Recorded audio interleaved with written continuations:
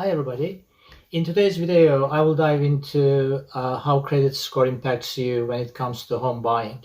I will also provide some tips to improve your credit score. That will not be one, not two, not five. That will be actually 11 tips. So of course, you don't need to utilize all those 11 tips, but I'm hoping that you can pick and choose at least the low-hanging fruits, which ones you actually want to work first and which ones actually you are close to. So stay with us till the end, and also please remember to subscribe to our channel so that you can never miss a video again. Welcome to our channel. This is Purpose Driven Life, where we talk anything and everything about real estate.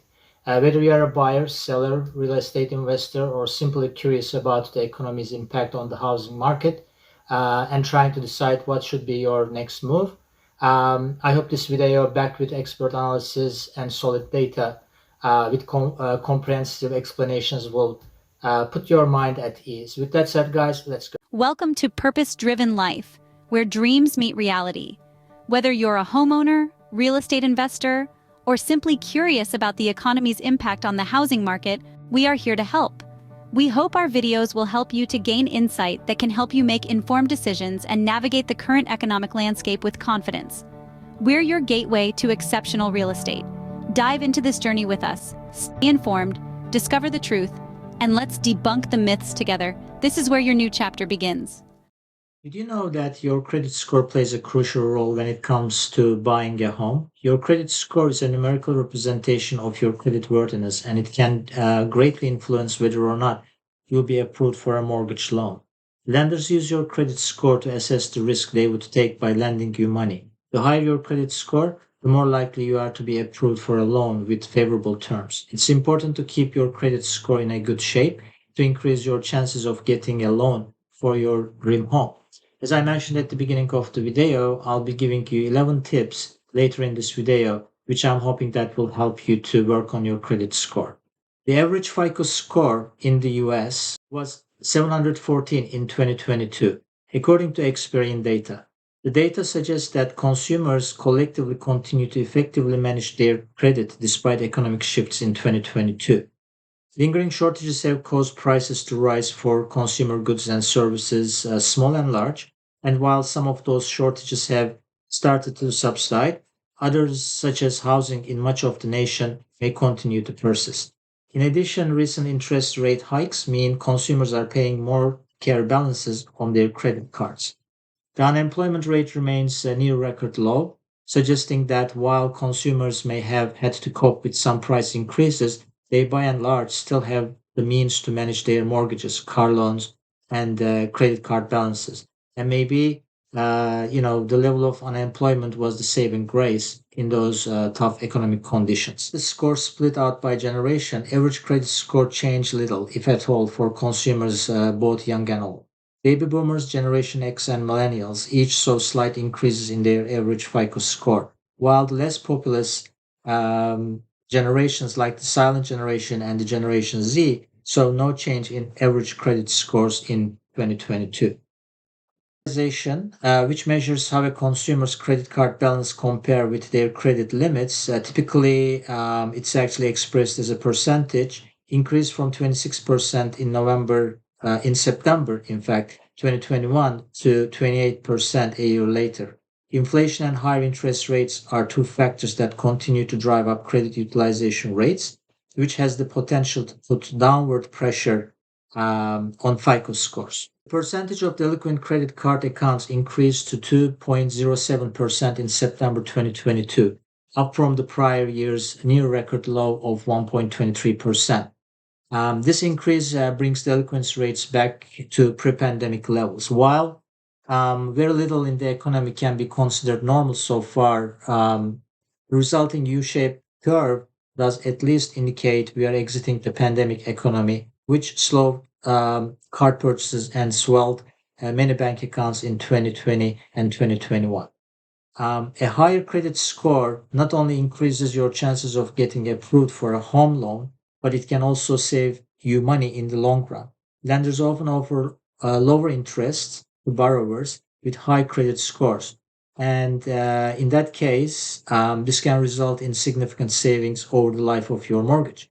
So before you start your home buying journey, take the time to review and improve your credit score. It's an essential step that can make all the difference when it comes to securing your dream home at the best possible terms. Now, guys, let's move to our 11 tips, and we will start from 11 and we will count down. So, how to improve your credit score? The first one is pay your bills on time. It sounds simple, but nevertheless, a simple way to improve your credit score is to avoid late payments. Simply making payments on your outstanding debts on time can help keep your credit score high. To help you stay on top of payments and ensure they are made on time each month, consider creating a filing system, either paper or digital, for keeping track of the monthly bills. Next one, number 10. In number 10, we have the make payments twice a month. I don't know if you guys heard this concept before, and if you did, please, provide your insight in the comments. However, there's no limit how often or how much you can actually pay on your credit cards or other loans. One way to improve your credit score is to make payments twice a month. So what we mean with that is that if you're let's say your balance is 250, and then mid month say pay 125, and then end of the month pay another 125. So that's actually a great tip also to help with your credit card score. Next one comes the limit credit utilization. So to keep your credit utilization in check, a general rule of thumb is to keep your total outstanding balance at 30% or less of your total credit limit.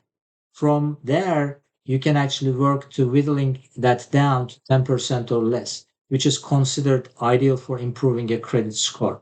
Of course, this only applies if you are unable to pay your credit card balance in full each month. Paying off your credit card in full is always preferable. Just keep that in mind as well.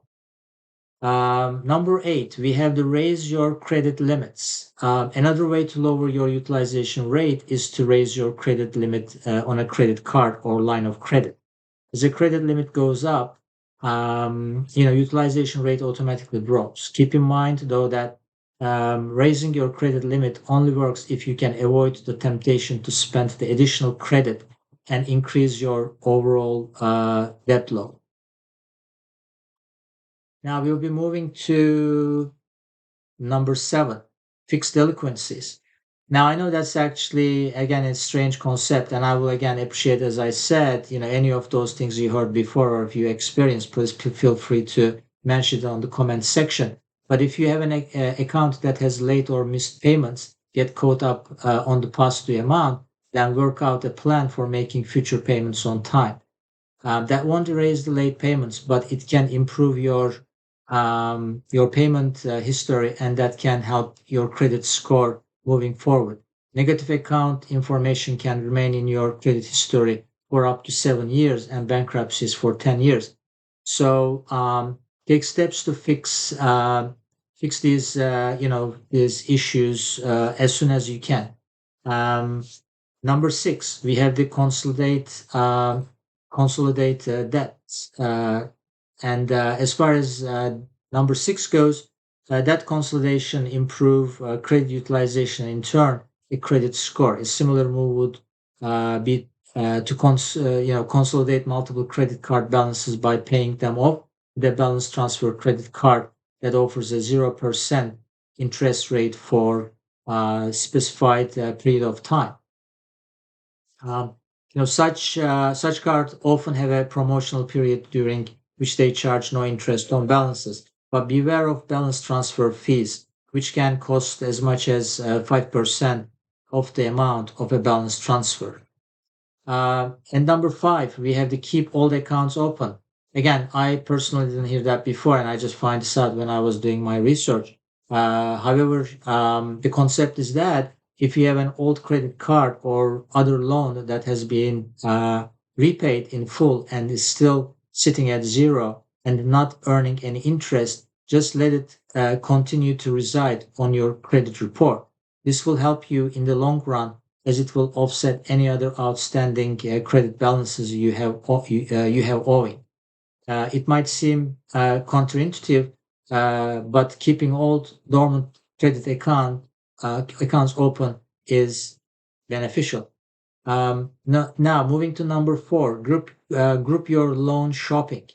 Another great advice: if you are shopping for new credit or any kind of waste time between inquiries, um, don't waste any time between inquiries.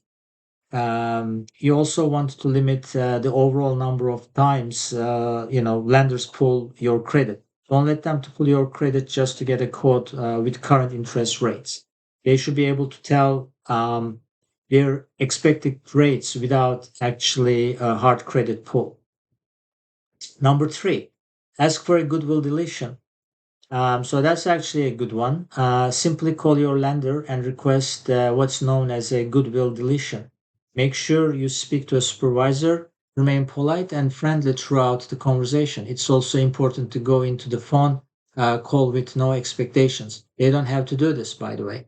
They don't even be able to help depending on the exact circumstances. On the other hand, you might catch them at a good time. They may be willing to help if you are pleasant and easy to work with. Again, guys, if you don't ask, you don't get. So why not, right? If it will help. The number 2 is don't neglect parking tickets or library funds, like fines. Again, that's a very important point. And if you are actually missing, and ignoring to pay a parking ticket or a library fine, this may actually cause a drop by as much as 100 points in your credit card score. Pay all your bills on time, even those that are not credit related. Make sure you hold on to the records of payments too, just in case. And now we are moving to the number 1. Establish a PO box if you are moving a lot. What we mean with that, credit scores are all about stability. That means regularly changing addresses, phone numbers, and employers can potentially keep your score lower than you want, or lower than it reasonably should be. If you know that you are going to be moving quite a bit over the next few years, just it's advisable to take the time to establish a PO box and a stable cell phone number. You can provide these to any potential creditors, as they will never change. So, guys, here is the 11 tips that I have for you guys today. I hope you found it useful. And again, let me know on the comment section if any of those 11 was useful for you. Again, guys, thank you for watching our video on how your credit score impacts home buying. If you found this information helpful, be sure to subscribe to our channel for more useful tips and advice on all things related to home ownership. Thank you guys again and see you next time.